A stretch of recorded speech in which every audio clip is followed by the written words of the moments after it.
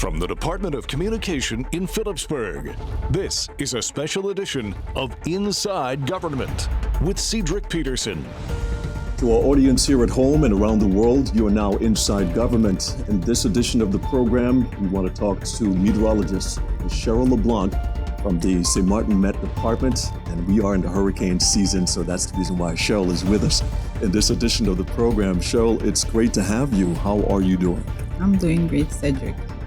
The hurricane season 2023 is here, and as we, always try to have this dialogue with your department annually to basically get the public sensitized to, once again, the importance of preparation. Yes, this year, 2023, I will say the theme should be prepared. And there are various reasons for that, which we'll get to later. But the theme should be prepared for 2023 hurricane season. Always, this season always starts off with the prediction. Mm-hmm. And giving it some thought prior to our interview this year, it has become quite the tradition. Yes, it is. Give us some background there. What organizations are involved in this annual traditional prediction of the hurricane season and what we can expect? Well, there are the seasoned institutions who do that, but lately we have seen even privately people come up with their numbers. And how this is done, they look at statistics based on over 100 years, let's say, of data of past hurricanes, how they behaved in certain years. And also they look at the climatology. How hot has it been from January of this year, how the atmosphere has been presenting itself, and they correlate these things with historical data and come up with a figure what they think could happen in that particular year.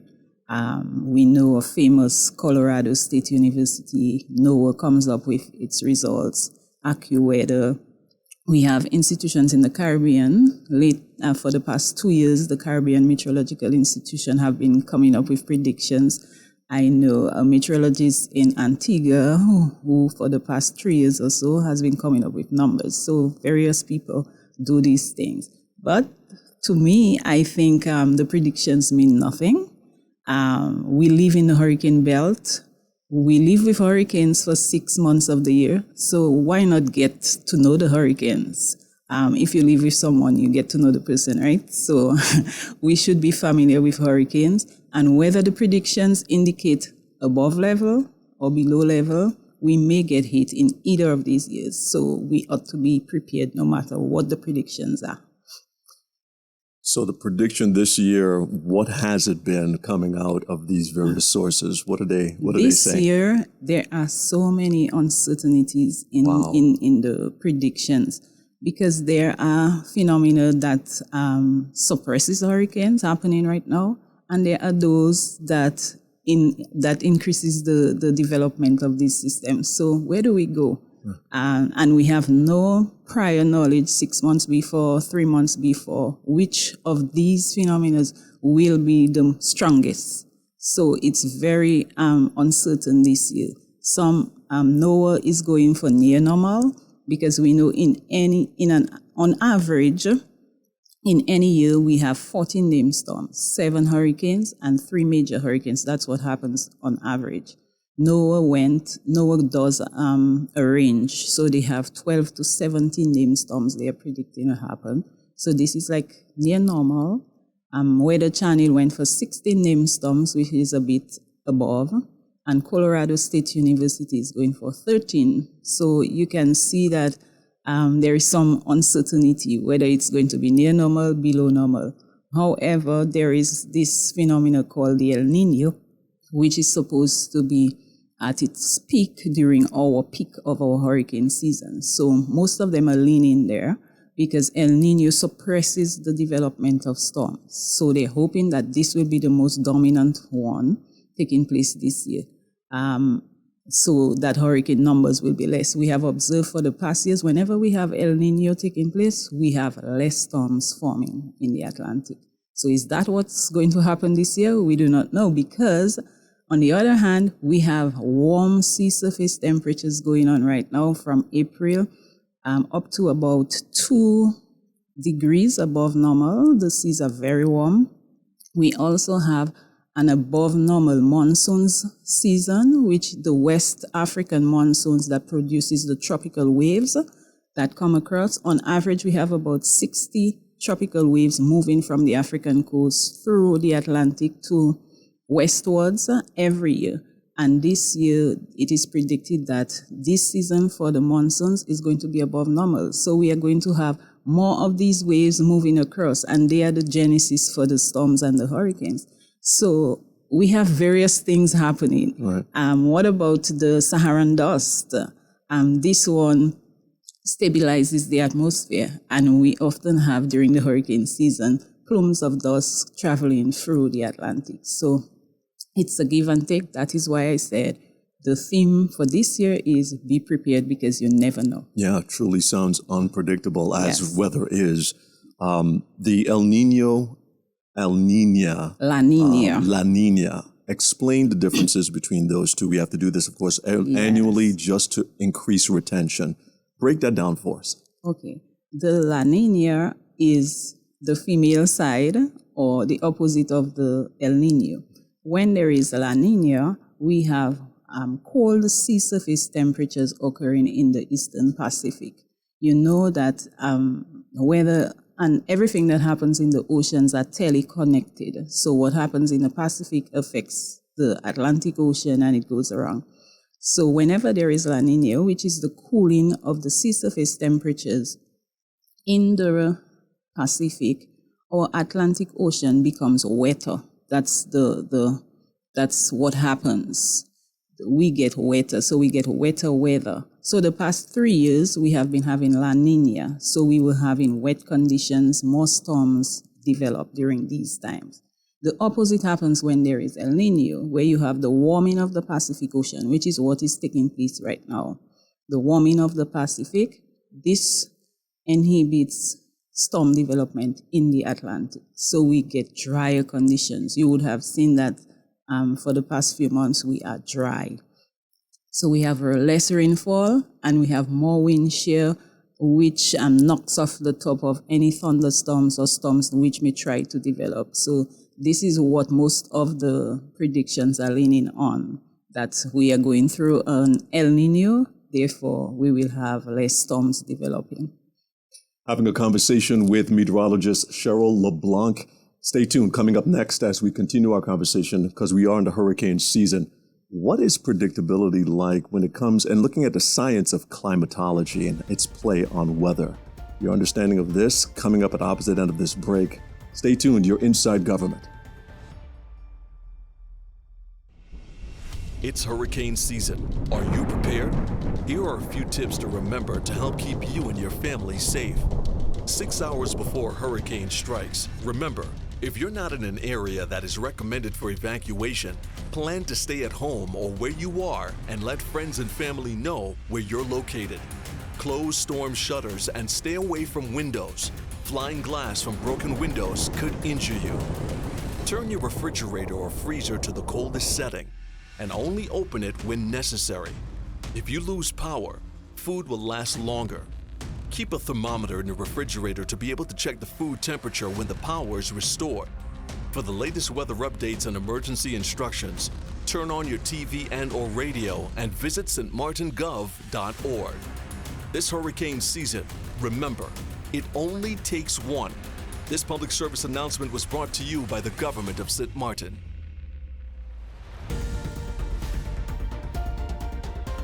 Hello, everyone. If you're just joining us, you're Inside Government, and my conversation in this edition of the program is with meteorologist Sheryl LeBlanc.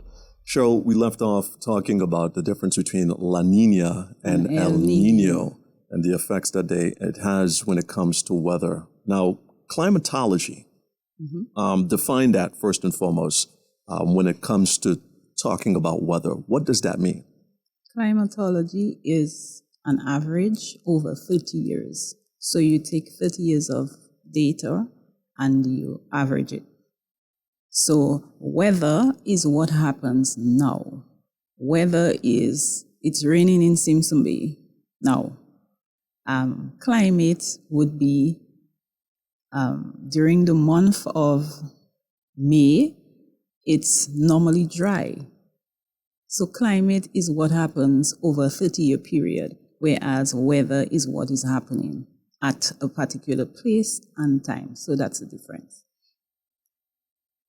How far ahead can we predict weather and climate these days?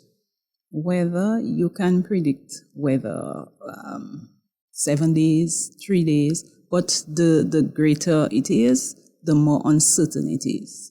Okay, so if I pick up my instruments, my tools, and I tell you what the weather is likely to be this afternoon, it's more certain than if I tell you what the weather will be like on Saturday.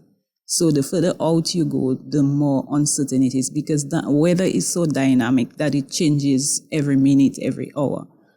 We use tools like the models, and the information that is injected into these models come in every hour, but the models make a run every 6 hours.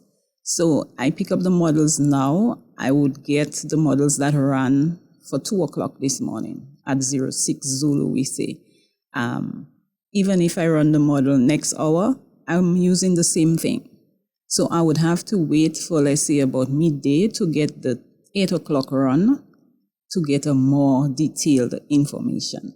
So you have to know what times the models run. So the information that we gather every hour, we send it out via the internet. All these are collected and goes into supercomputers to run these models. And the models are sent out to us every 6 hours. So there is no difference between last hour and this hour, but you will get an update in the next 6 hours. Sometimes there are things that go on locally that are not captured by these models. And you, as an experienced meteorologist, would have to know that the model is not picking this up. So whatever the model gives me is going to be wrong anyway. So I have to rely on other things. Okay? So most people say models, models, models, but you really have to understand how the models work. If a hurricane, the model ran a phase on a hurricane, let's say for last 6 hours, and then something happened within that where the hurricane speed up or it slowed down, the next run of the model might not capture it, and you have to realize that. So I guess that's the reason why we only see forecast predictions up to 5-7 days whenever you look at the forecast. Yeah, it's better if you get a 3-day rather than a 7-day. But they are trying to make it more accurate as we go along with technology and all of that. So there, as you mentioned, that there is one difference that the National Hurricane Center made this year. They would normally give you a 5-day forecast for the development of a storm. They have increased it to a 7-day. So there's no more 5-day. So they have the 2-day and the 7-day, a wider window, but it's a little more uncertain than the 2-day window. But the goal is, by having that 7-day, what was the intention? The intention is to help decision makers to be able to plan properly. How can we improve weather and climate forecasts? I spoke about weather forecasts, but there is also climate forecasts. I am involved in a forum that we do climate forecasts for the region. Every month we do a forecast for the next 3 months. So you see, instead of having a daily forecast, which goes in the weather forecast, you have the climate forecast. So we do a 3 months, and they are trying to use technology to make it a 1-month forecast. There is also 2 weeks forecast. But as you go, as you open the window, the uncertainty becomes greater. But climate-wise, you would have an idea for the next 3 months what to expect. You would have seen these informations in our monthly newsletters where we give what we expect, the temperatures and the rainfall for the next 3 months. So that would be the climate forecast part of it. What's been the response to the climatology report that comes out on a regular basis from your department? Well, I can say I believe that all of the information does not go down to the grassroots people. We send it out to stakeholders. For example, health, we send it to education. But I don't think right now it is trickling down to the grassroots people. People just take it as a department, and then that's where it stops. So we need to do some more work in that. Okay, well, that's interesting. So how can we play a better role, especially from a communications perspective, in breaking that down for the layman to understand? So we expect, like when we produce these monthly newsletters, we expect the media houses to take the information to the public. Of course, with our help, we can assist in doing that and let the people know, well, for the next 3 months, we expect it to be hotter, or we're expecting more rainfall for the next 3 months, so the people can actually know where it is. So we can welcome your assistance in that regard. Most definitely. Will we be ever capable of being able to control weather in the future? That's one of the questions, most frequently asked questions that we get from the public. What's your take on that? I don't think so. I think weather is natural, and there is a greater person in charge of it, and I don't think man will be able to control weather. No. We can mitigate our risks and our effects, but I don't think we'll be able to at any point. The radar system, brand new. How has that, first of all, congratulations to your department and, of course, by extension, the people of St. Maarten in getting this technology. Mm-hmm. What does the radar system that is positioned in the St. Peter's area there on the hill mean for you as a meteorologist and for forecasters? Okay, for the radar, let me say that it was installed on September last year. We have had some slight difficulty getting it online, but we have gotten past that, and we have the images at our office. We are still working on getting it online for the general public through our website. So we are working on that, hopefully to get that going very soon. For the radar, it helps the meteorologists. I have been working directly with it for the past few weeks, and it's a great tool. I can say it helps with more nowcasting rather than forecasting. And the difference is the radar extends to about 400 kilometers. So it captures clouds or anything moving into your area within a 400 kilometer radius. So it would tell me what is going to happen for the next few hours, for the day, but it cannot tell me what will happen 4 days or Saturday, for example. Okay, so it gives you more information for now rather than forecast.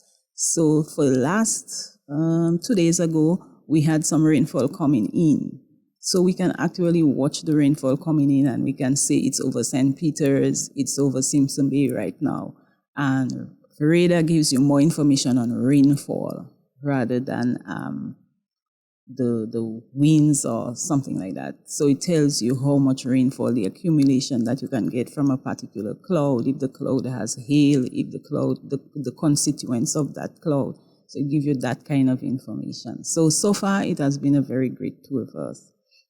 Having a conversation with meteorologist Sheryl LeBlanc as we are in the hurricane season 2023. Stay with us. More information coming up on how we as a small island developing state suffer more when it comes to weather and what you need to do to be better prepared. Stay with us. You're Inside Government.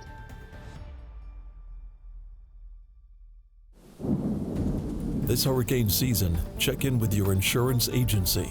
Prepare your home and vehicles according to your policy. Know where your insurance documents are located and take them with you if evacuating. For more information, visit stmartengov.org/hurricane. And for the latest coronavirus COVID-19 guidelines, visit stmartengov.org/coronavirus. This public service announcement is brought to you by the government of St. Maarten.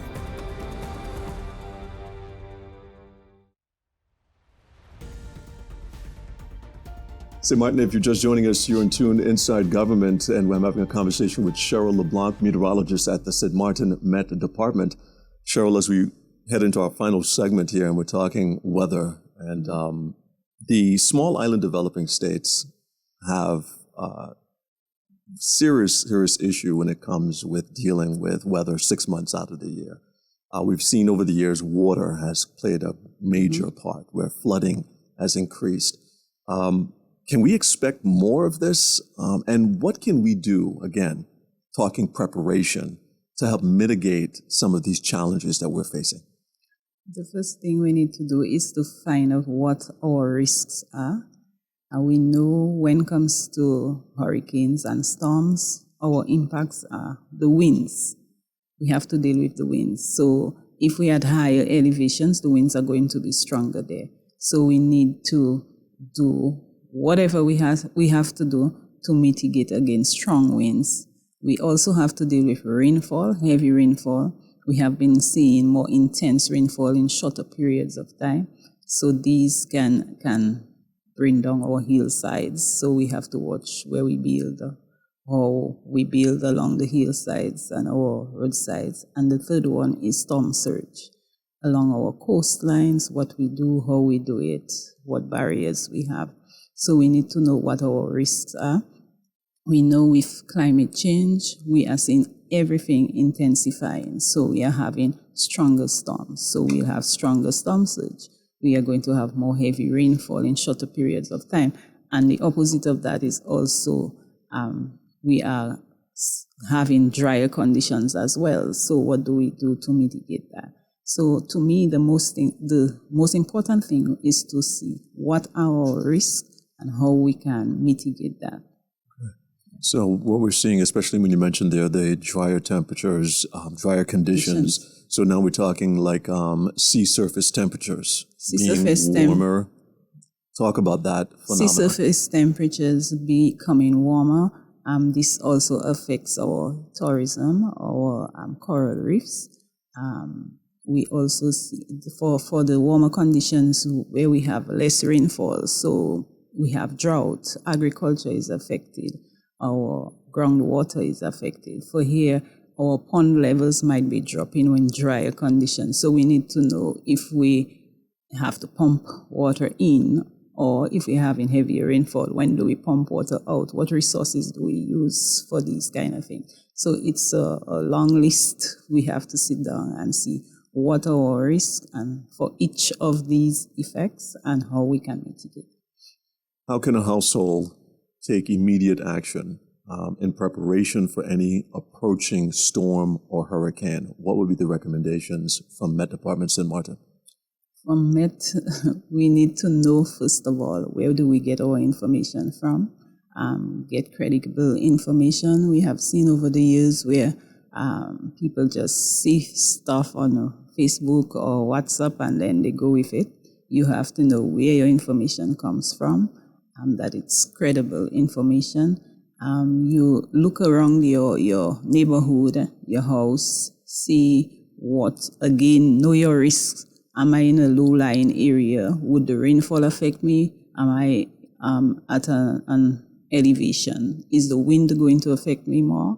Or am I living near the coast if I have to move? You need to know your surroundings, understand what are the effects, and then you take them one day at a time. People often wait till the middle of the hurricane season to start getting prepared. We need to know all of these things in advance before the hurricane season starts. If you have to move to another household, where are you going to? Where are your shelters located? Things like that. In case you have to move abroad, who are you going to send your kids to? So there, we have been working with the Department of Community Development. So we went through various districts, and that was the whole goal of it, to help people identify their weaknesses, what you need to know. If you have to go to the court of guardianship, what documents you need. If you need to insure your house, what you need to do. So these were the type of preparations we just concluded yesterday, going around the community in preparation before the hurricane season. Notice that your communication, especially in the form of presentations, has been picking up, and a lot of this education takes place within our school system. We always try to focus in at some point in our Inside Government interviews where the guests that we have in a specific science or specific trade can encourage young people to see this as also an educational opportunity, a career opportunity. Yeah. What was the path like for you becoming a meteorologist? What exactly what were you good at? Math, physics, science. What was the course like for you? For me, it was maths, but meteorology is mainly maths and physics that you need. I was a teacher prior to getting into meteorology. And I think for me, I used to look at the television and see people presenting weather, and that was what I liked at the time. However, meteorology is not just that. Most of the presenters sometimes are just presenters. They do not know anything about meteorology. But yes, you could start from being an observer. That's where I started. I went the whole route. You start as an observer, which is about 6 months of training in Barbados right now. You learn how to look at the clouds, identify clouds, cloud heights, read temperatures, and the basics. And from there, you can venture into either the instrumentation of the weather, or you can do climatology, which is statistical. You can also do hydrology, and there are different paths here in the middle. And then the next step is the forecaster's course, which is about 18 months. And then you do on-the-job training to complete 21 months of training. And then you could go straight to the university and do a degree in meteorology as well. Sheryl, as we're wrapping up the program, giving you the opportunity now to basically provide final words to the public of St. Maarten now that we are in hurricane season. What would you say? Okay, as I said, this year, because of the uncertainty within all the predictions and the different phenomena that are present, whether to suppress storm development or to enhance it, we have to be prepared. That's the main thing, to be prepared for whatever. It could take one storm to change our lives. And nowadays, it doesn't even have to be a storm. It could be just a heavy rainfall event, and then we are affected. So you live in the hurricane belt. It's the hurricane season. So be prepared until the 30th of November. Although lately we have seen that even beyond November 30th, we may have hurricanes and storms developing. But the main thing is to be prepared, listen to credible information, and then we'll be good. Meteorologist at the St. Maarten Met Department, Sheryl LeBlanc. Sheryl, thank you so much for being a part of this edition of the program. Thank you very much, Sid. And to our radio listeners and television viewers, thank you for tuning in and being a part of this conversation with the Met Department as we are in the hurricane season. If you missed my conversation with Sheryl LeBlanc, be sure to catch video on demand at the official Facebook page of the Government of St. Maarten. That's facebook.com/SXMGOV. Also at YouTube, youtube.com, Government of St. Maarten. And for audio playback, be sure to tune into St. Maarten Gov Radio 107.9 FM throughout the course of the day. On behalf of my colleagues at the St. Maarten Met Department and here, the Department of Communication, I'm Cedric Peterson. Thanks so much for tuning in.